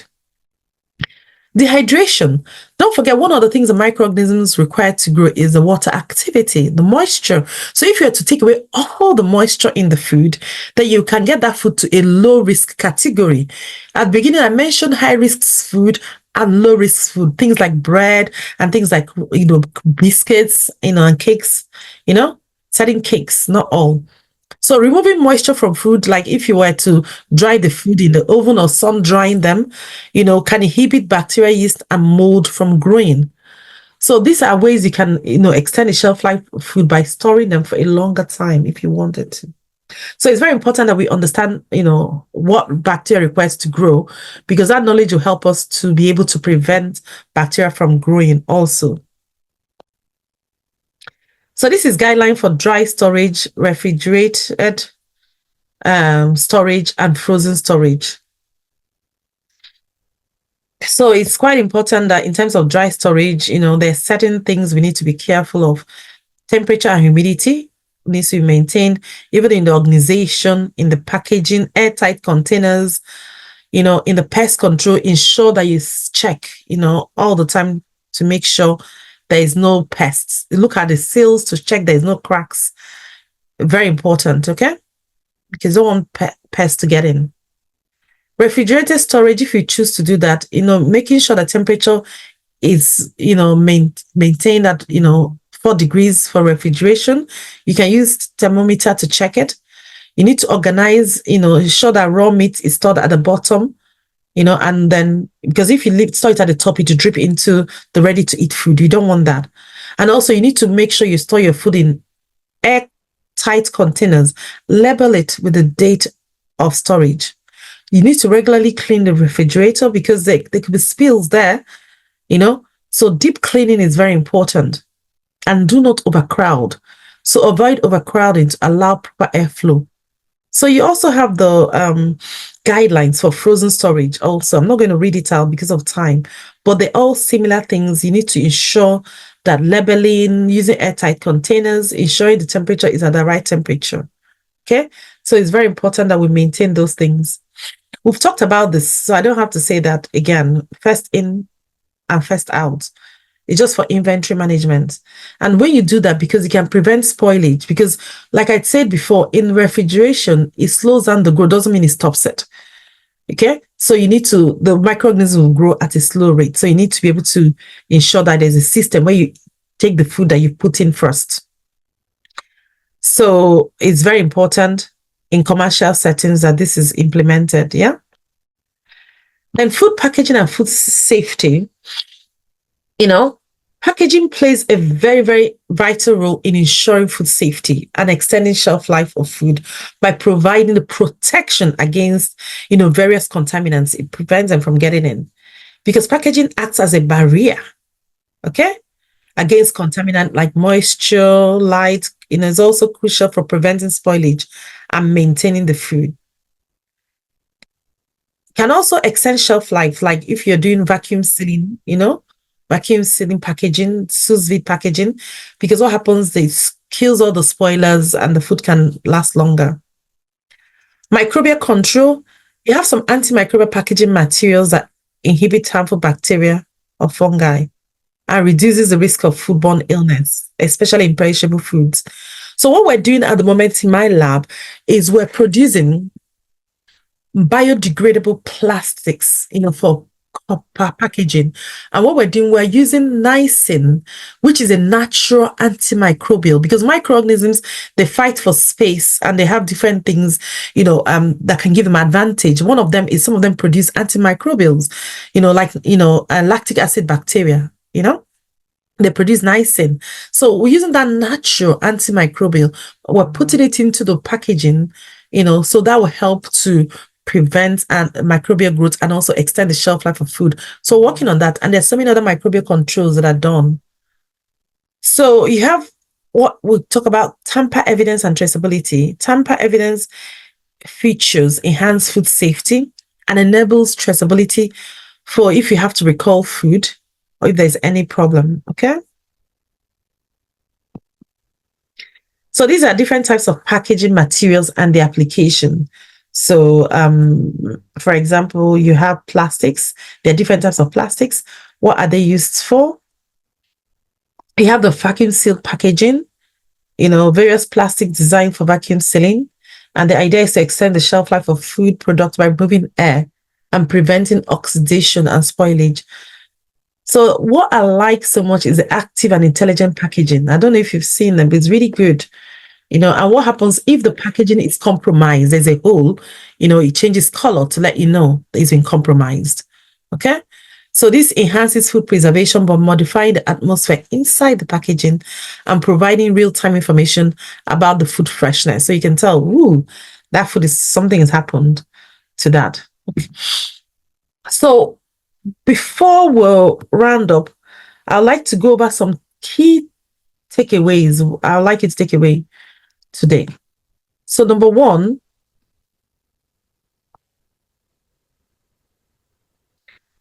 temperature control and safe practices.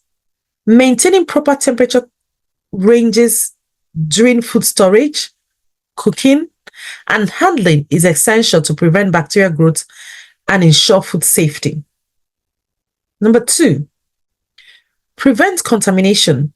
If you adhere to hygienic standards and food handling best practices, such as separating raw and cooked food, and understanding that this is crucial for maintaining minimizing cross-contamination risks.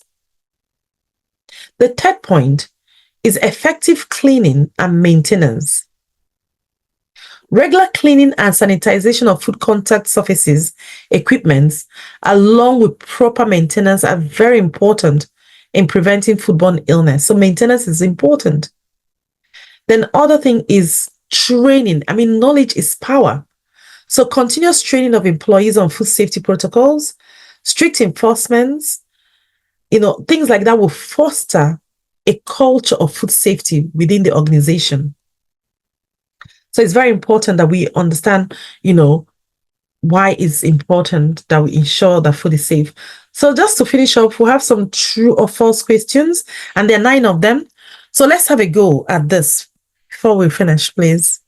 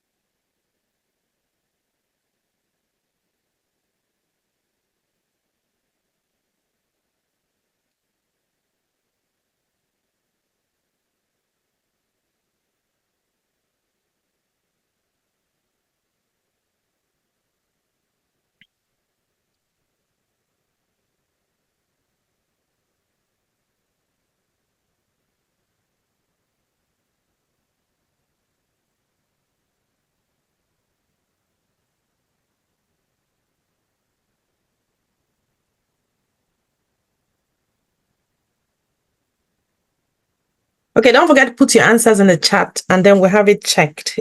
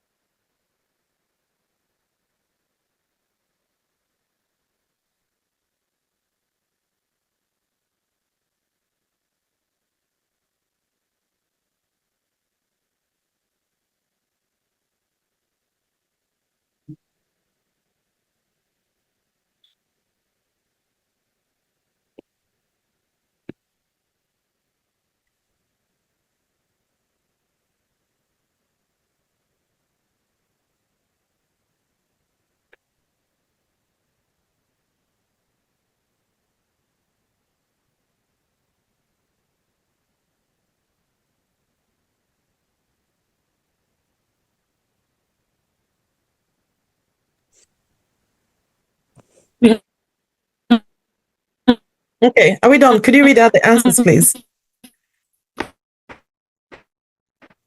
Can't hear you. Answers.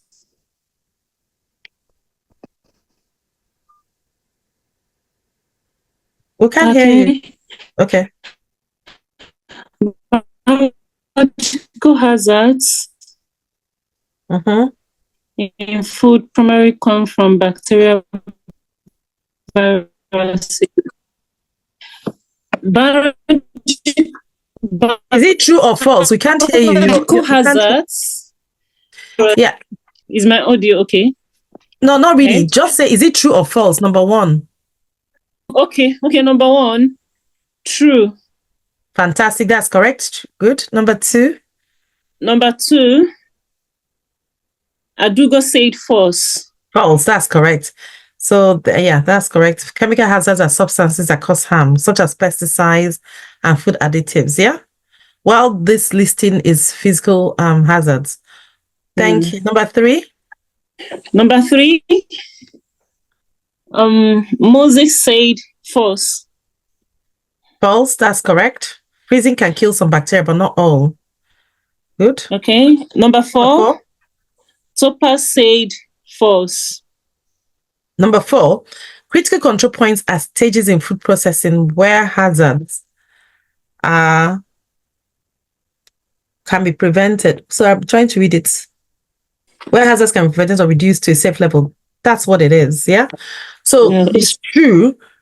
CCPs are specific points in food production process where control measures can be applied to prevent, eliminate, or reduce food safety hazards.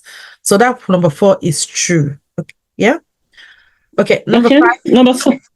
Number five, Elizabeth said true. No.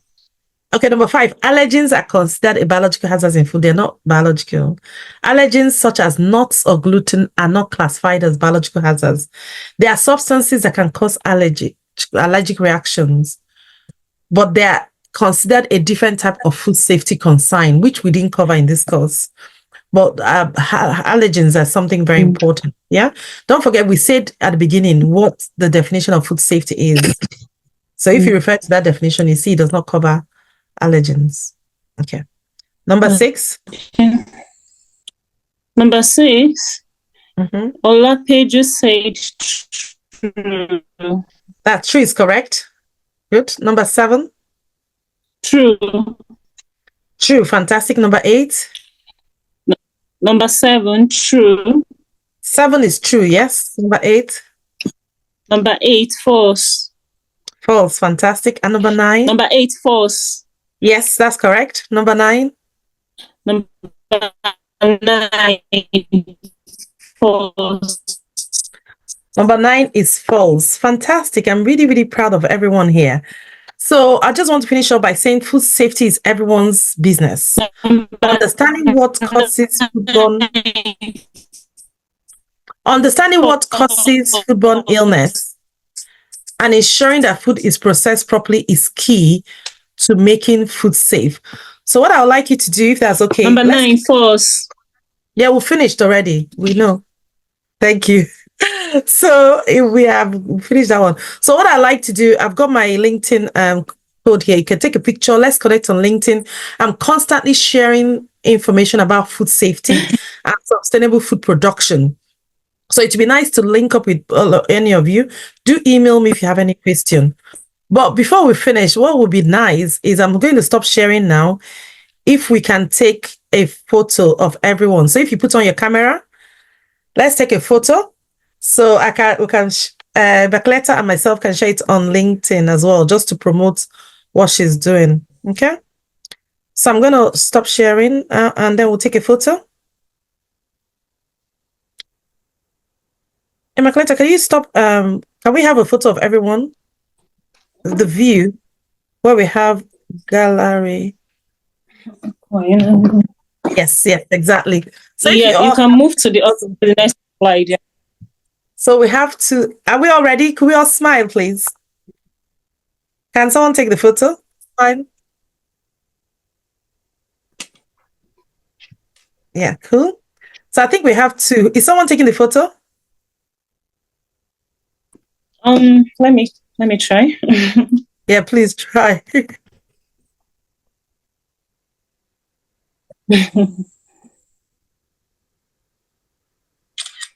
Though someone can screen grab anyway. Don't forget, we have two screens. We have the first and the second one. We have the second one as well. If you're using a phone, you can screen grab. Yes. Okay. Thank you so much, everyone. It's been a pleasure. It's been an very insightful presentation training, and I believe every other person here is not living the same. Yes, we have. So, yes, we have. Thank you. Can you hear me? Yeah, we can hear you now. Thank you so much. So, okay, can you hear me? So I said bye bye now. So hopefully, yeah, we can hear you now. Okay, before you go, we have someone from Nigerian Institute of